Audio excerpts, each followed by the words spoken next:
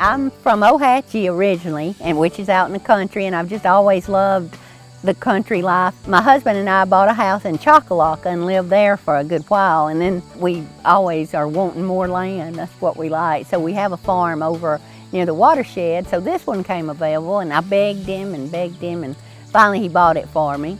And that's how we ended up here, and we just both fell in love with it, and just, oh man, we enjoy it so much. He passed away 6 years ago, but before he did, you know, he was an orthopedic surgeon, and he worked a lot, but he'd come out here on weekends. We'd walk this whole place and just love it.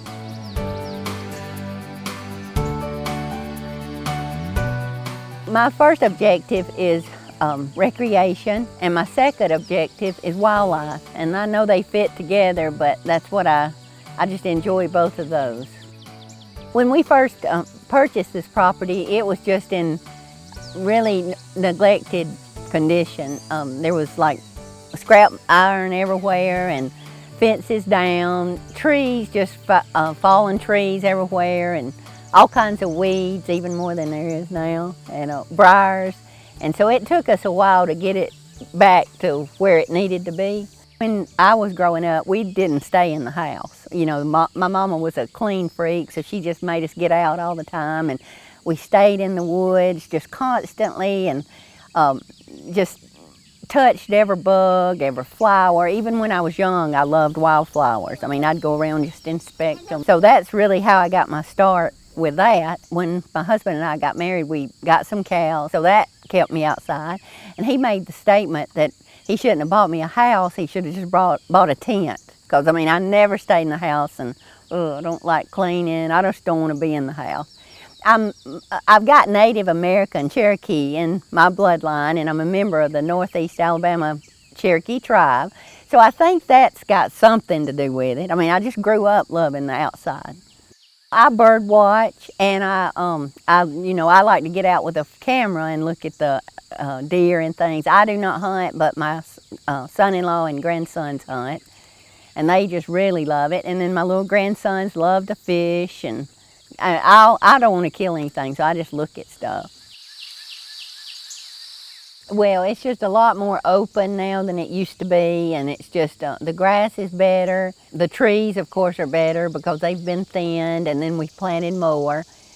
This up here, the silvopasture, used to be a big just pasture, but it never really was that good. So that's why we decided to put these up here, and they've done great. The ground is really rocky here, but still they've done good. It's been a process. It's about time to thin them, don't you think?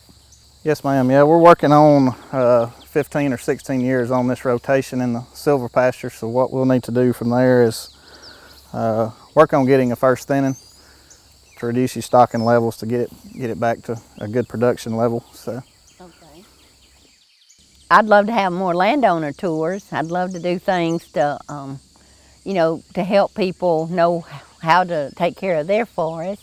Well, my favorite would probably be the classroom in the forest, because I just love seeing all the little kids run around, and it's just hard to believe that even children from White Plains Elementary, which is a country school, have never been out in the woods, and they didn't know, they just didn't know anything hardly. So it's always fun to point out, flowers and bugs to them and tell them a little bit about it. I love this place, I love it. The future, of course, my little grandsons will get this when I go on to the great beyond, and I hope they just keep it just like it is, and I hope their kids come and enjoy it. I hope it's never sold. I just hope it's just even gets better year after year with them taking care of it.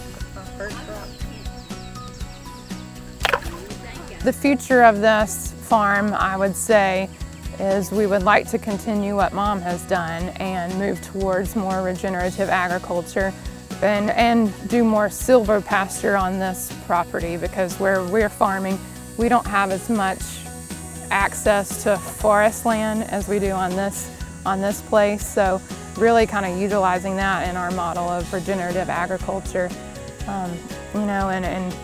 and seeing what opportunities that brings to us. We're on year 2, I believe, of our farm of transitioning into regenerative agriculture, and it's been amazing to watch.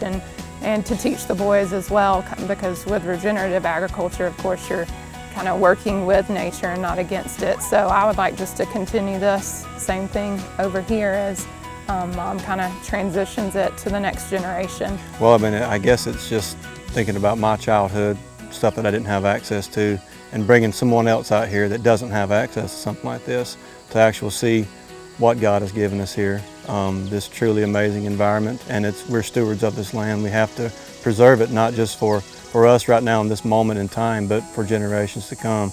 And that's just so important. I feel like that's really our main goal out here, is to be stewards of this land.